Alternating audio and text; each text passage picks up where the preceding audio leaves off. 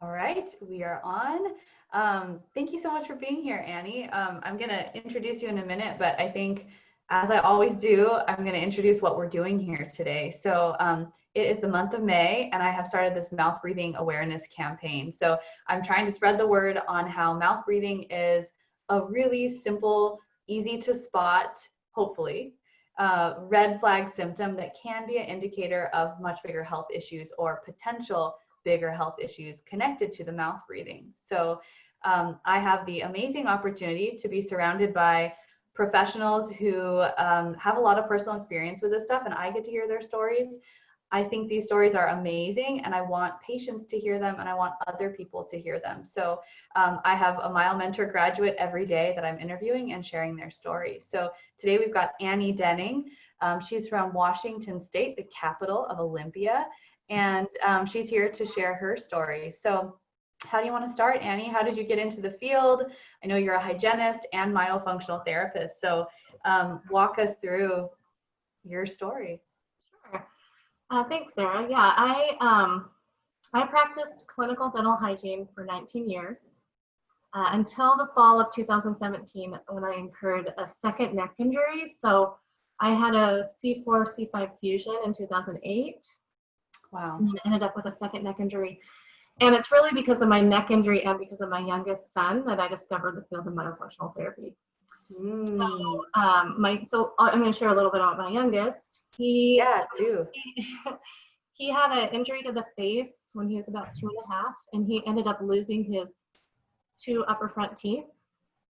Wow. And he had trouble with speech early on anyway. He was delayed, but as he grew and developed, we just were having a really hard time understanding him. So we took him to speech therapy, and that did help. You know, he needed help with his S's, of course, because he's missing his front teeth. And but as a dental professional, when we were done and she was finishing up with us, I just wasn't really satisfied with where his tongue placement was.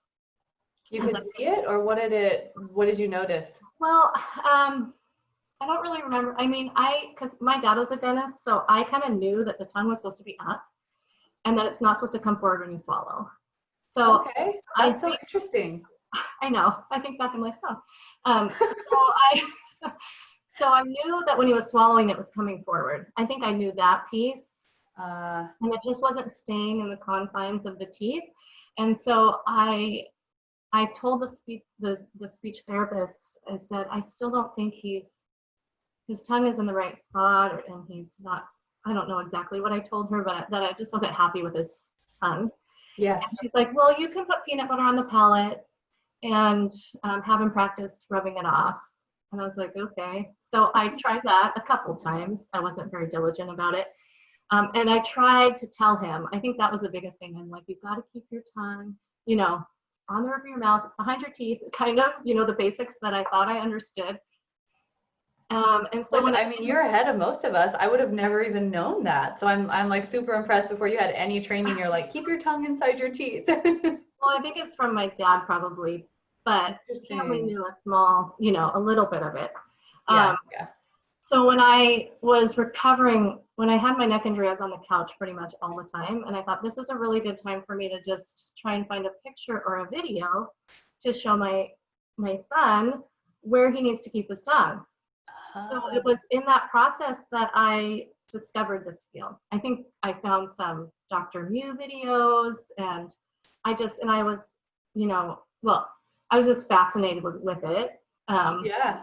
So there were 3 things I noticed as I was doing all this looking. After I discovered the pictures and videos, I was looking at it some more, and I noticed that a lot of myofunctional therapists were dental hygienists. And I thought, I'm going to chalk that away in the back of my brain because I was still recovering. And I wasn't certain of how hygiene was going to play out for me with my neck. Yeah, with the neck. And then I also noticed that there were none in Olympia that I could find at that time. And then lastly, I realized that I have a lot of these symptoms that are associated with myofunctional disorders. And so I'll share a little bit about me and my no, that's perfect. And I think it's so common that this is such a story that we keep hearing over and over. Like, I realized it was me. I realized it was my kids. And so it's great. So yeah, keep going. Yes. And I think my goal was always like, I don't want my kids to be like I was, not really knowing what that was, but knowing that it wasn't healthy and I didn't like it. So, so yeah, so looking back then, as I was studying this stuff, and then as I took your course, of course, I was a kid who could not breathe through my nose from very early on. Even as a baby, my parents said I struggle with breathing. And then I think I had a cyst removed from my sinuses when I was quite young, and I had allergies, indoor allergies, so like to dust and molds. And I had trouble. I mean, I just couldn't breathe through my nose. And I remember going to my friend's house, one of my really close friends' house, who I spent a lot of time there, and they would always be like, Annie, you got to close your mouth when you eat.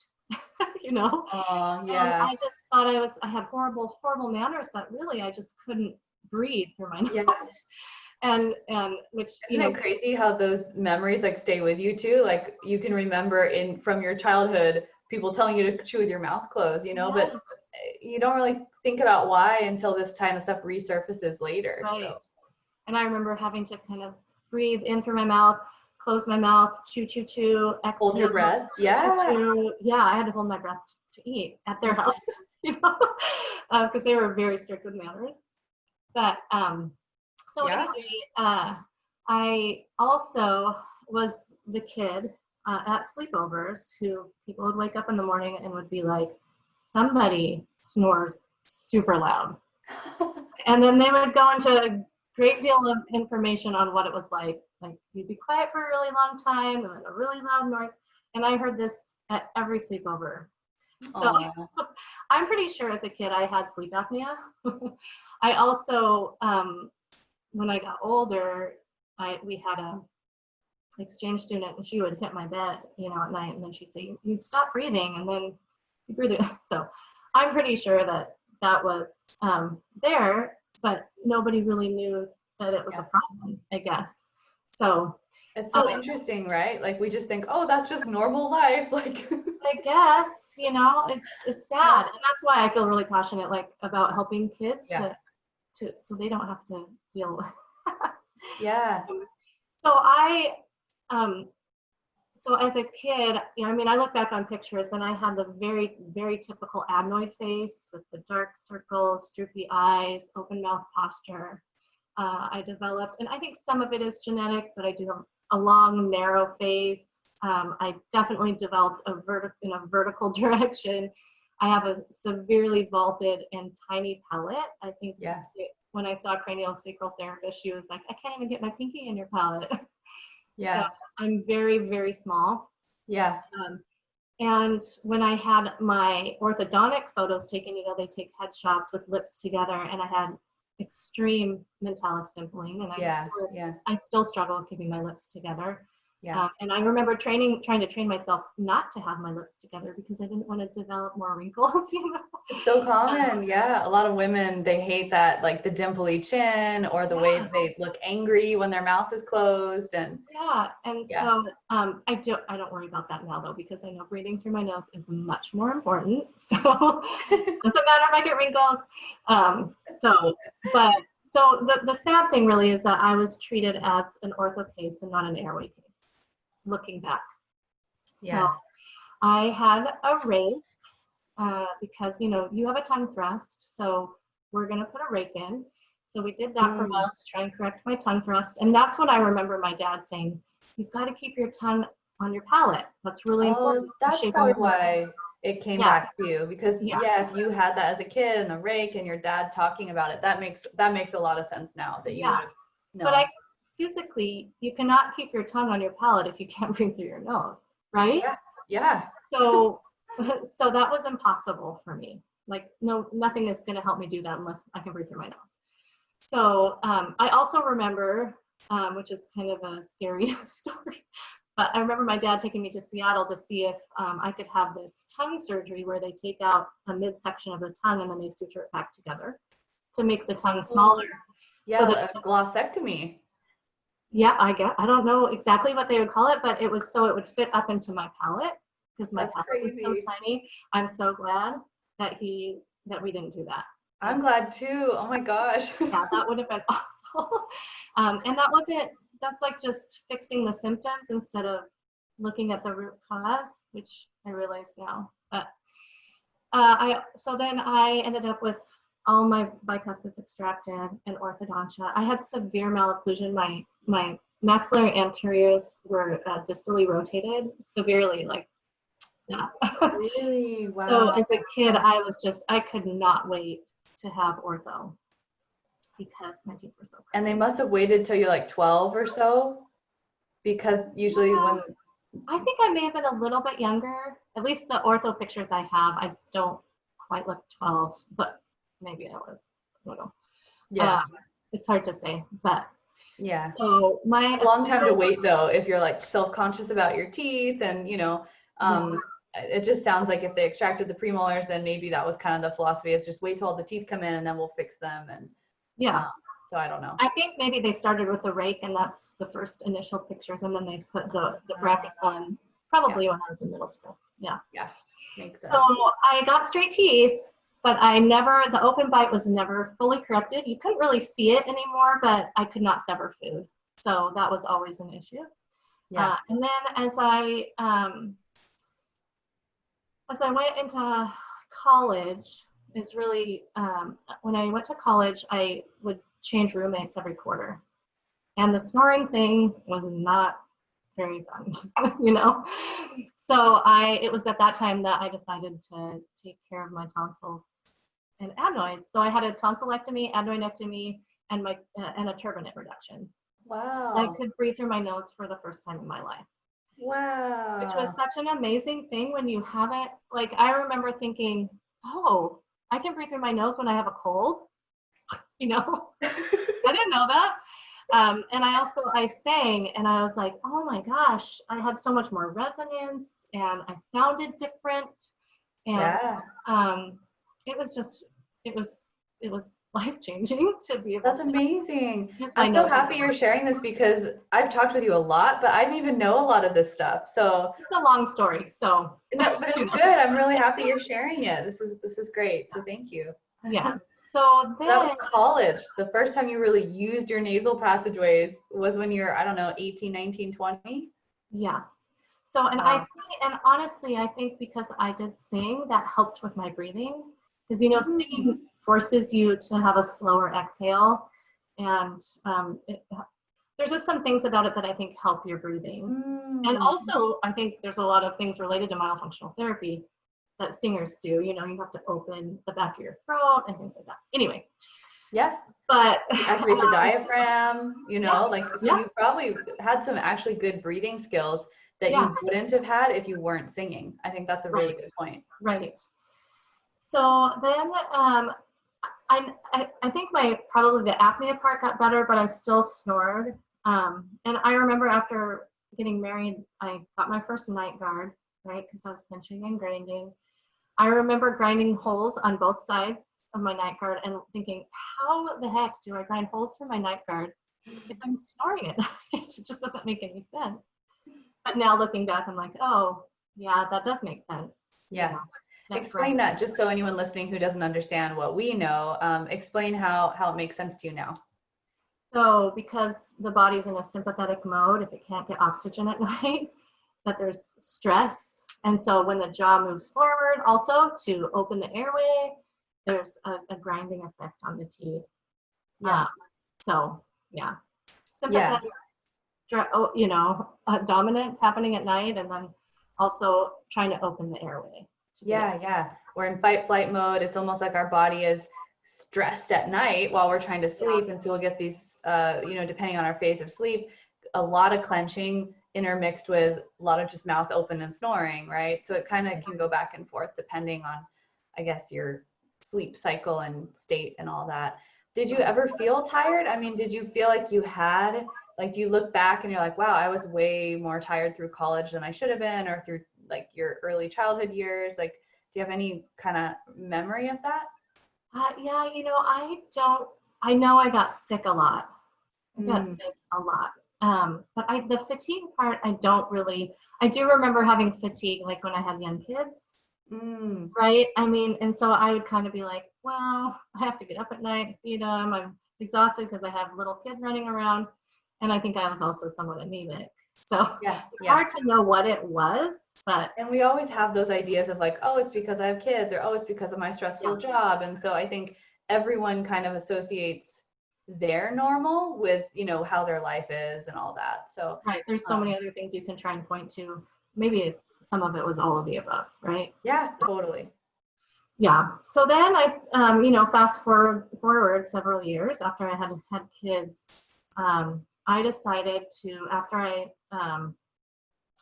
found all the information on the internet, I decided, I think that was fall, in January of 2018, I decided to have my son do therapy with a therapist in Tacoma.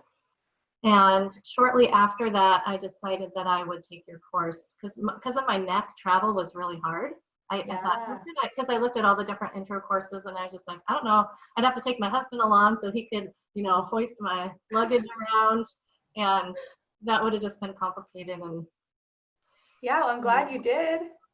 Yeah, me too. I mean, it was really great. I was still recovering, so it allowed me to rest and it allowed me to learn at the same time. And I think in February of 2018, I decided not to go back to dental hygiene and to just try. Really? I didn't even know that. Yeah, and which is kind of scary because I'm just launching this business in a field that is kind of like some people know about it and some people don't. And I'm not using dental hygiene as a way to kind of funnel patients to myself. So that's been hard, but. That was just 2019, February 2019? 2018.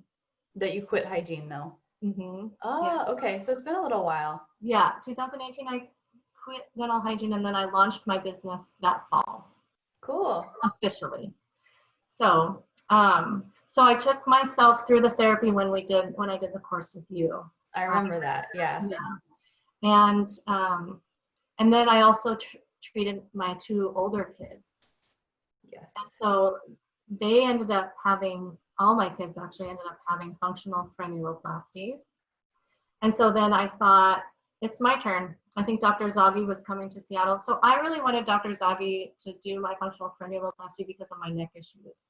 So I really believe now, looking back, that some of my cervical issues are dental hygiene related, but I also think that they are low tongue posture related because I really think the tongue needs to, I just think if the tongue is low in the mouth, it's flaccid, and this muscle, you know, under here is all those fascia restrictions too. I mean, once you start making that fascia connection between the tongue and the deep front line, now it's like, okay, wow, the tongue is connected to so much more of the rest of our body than we realize. So, and it needs to be able to be up, I think, really to help sustain the head.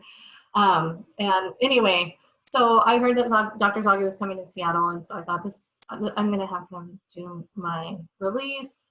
And when he evaluated me, he said, you really are too narrow. You need to have expansion first.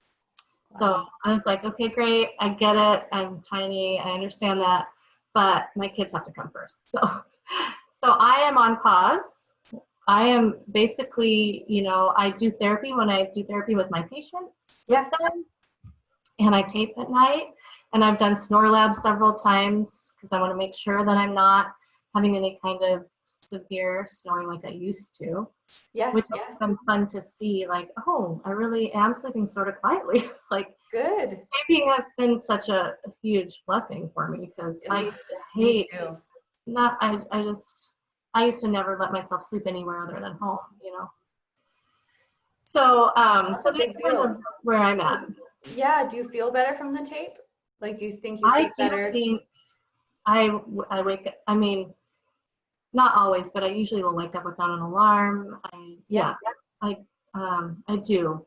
I also, though, still struggle with being anemic, so there's a little bit of that, but I do feel a lot better in the morning, and I still struggle with keeping my tongue up at night, though. And so until I have expansion. Until you have the tongue tie release and the expansion, that might still be a struggle, but I mean, you're doing so good. You've got yourself along at least as far as you can. Yeah. And, you know, I think it's really tricky when you are tongue tied and you know your tongue needs to be up, because there starts to be this tug of war where if you push your tongue up and try to keep it up too much, you actually might get worse neck issues and headaches and clenching and stuff. So I don't know, have you noticed that? Have you found a happy medium? I noticed at first when I first started working on my oral posture that my tongue would get, well, I still notice it. Sometimes it'll get numb. Oh, wow. Because I don't have much space for my tongue, and I tend to push against my teeth, and then it makes the lateral borders kind of tingle, and I don't know what's Yeah. Oh, geez. but that I noticed that when like I have more stress. Ah, So, okay. so that's just something that I notice. Mm. I have, you know, it's hard to say. I feel like I do have some TMJ stuff going on. Yeah. My TMJ is off, and I think I attribute some of that to just several rounds of ortho. Yeah. I don't know if that's correctable with expansion later on or not, but. Have you found the orthodontist you would like to work with? Well, so that's taken me a long time to figure out. I'm the kind of person, if there's too many options, I get bogged down with making a decision. It's hard. Yeah. And I think in the Seattle area, we're so lucky because there actually are a lot of options of who to see and who to work with. Yeah. So my poor daughter, I have taken her to, I think, 3 different orthodontists, or maybe 4, the poor thing. And I still don't have her in ortho yet. But my son is scheduled with Dr. Bacow. Okay. For June 4th. We had COVID kind of put that on the back burner. So he's supposed to be getting his expander in on June 4th. And then my daughter, because she's a sophomore and she has senior pictures coming up, she did not want to go on braces. Yeah, she's like, no way, Mom. You know, the diastema with expander. Yeah. She wasn't really crazy about that idea either. So yeah, she's like, we're going to wait until after senior pictures. I'm like, are you okay with having braces your senior year? Because I think your airway is more important than how beautiful you look your senior year of high school. So we'll see for her. But and then my youngest also needs expansion. So yeah, you know, my kids are going first, and then I'm gonna follow. Yeah, well, we're all a work in progress. I mean, my journey's not done with this stuff either. I still have a lot that I need to do, and you know, that's okay. I think as long as you know that and you're working towards it and you're doing whatever you can, you're still moving forward. So yeah, and I feel like they're more critical because they're young and they're growing. Yes. And so I want to make sure that they, you know, have the optimal airway as much as they can before they grow into an adult. Yeah, and whatever bit of growth you can capture, you know, obviously once they're teenagers, it's less than when they're really little. But there's still some growth, especially for boys. I mean, I think the mandible grows until like they're 19, 20, 21 sometimes. So yeah, I mean, I would have loved to have learned this so much earlier for my kids' sake. You know, I wish my parents knew about it for my sake, but you know, you do what you can when you can. And then my goal is to help people know it early on so that they can hopefully prevent some of these issues for themselves, you know. Yeah. No, you're awesome, Annie, and thank you so much. I'm really glad that we connected so you could share your story. Let's give your practice a shout out because I want people to be able to get in touch with you. So give us your information, and I'll include it in the details of the video too. Yeah, okay, so the name of my business is Breathe Better Myofunctional Therapy. And my email is Annie@breathebetterforlife.com. Awesome. That's Breathe. And Annie, ANNIE, right? ANNIE at breathebetterforlife.com. Awesome. And do you have Facebook, Instagram, those kind of things? I have a Facebook. I have a website, which is breathebetterforlife.com. Perfect. And I have a Google business page. Yeah, you can find me if you. Yeah, very good. Well, I'll link all your information so people can get in touch, and I'm going to share this stuff everywhere. So yeah, and you do both, you'll see people telehealth wise, like online, and then also in person. I mean, after the COVID stuff, you'll go back to in person, I'm guessing. Yeah, so after COVID, I went all completely online. So I'm just doing online currently, but I hope to go back to my office so I can do a little of both. Yeah. Strangely, most of my patients were like, we don't want to do telehealth. So really? yeah. That's funny. I know, but you know, everybody's different, and so I'm open to doing either one. Yeah. Right now, I think it's very doable. Telehealth has been okay, you know. So yeah, I'm hoping to go back soon. I think Thurston County, our area, has been allowed to go into phase 2, so for our Cool. state. So Yeah. I don't know exactly what that means for myofunctional therapists, but I don't know either. so, All right. Well, thank you so much. This has been really great. Your yeah, story is, I think, going to be helpful to a lot of people. And I love that you're so willing and open to share. And this is really fun. So thank yeah, you. it is fun. I love talking about it. I know. And I really do think when you can actually start to share your personal story with your patients, now they start to connect and really understand you. And I do think that's what makes people want to work with you is when they understand, like, wow, you get me. And it's a Yeah, really, it's great when you can get to that point. So, yeah, for all sure. right. Any last words? Anything you want to say? Any shout outs you want to give? Oh man, well, sure. So my brother Arnie Gunderson Dental, he's been very generous to me and letting me use his office space for myofunctional therapy, and has kind of learned along with me a little bit more about this new thing. And then Dr. Rose Bailey, she's been very supportive at her practice too. They're a practice that speaks the same language. I really love that. Great. Dr. Steve Russell also is doing a lot of airway stuff in our area. He has 2 myofunctional therapists in his office. So Awesome. I just get excited when I hear about people doing this. So, Me and then I too. think we have a Facial Beauty Institute guy in Olympia, Dr. Tolonian. Dr. Stephen Wan does TMJ stuff and is very open to myofunctional therapy. So there's a lot of people, and I get excited. I think I've discovered IBCLCs and pediatric chiropractors and PTs in our area. So I am really hoping to form a study group through the AAPMD with all these people, because I just think it would be great if we could all work together. Awesome. That would be amazing. You're doing awesome things, Annie. Thank you again. I'm going to let you get on with your day and we'll get going. But yeah, thank you so much. And I guess we'll just talk later. Okay, thanks so much, Sarah. See ya. Bye. Bye.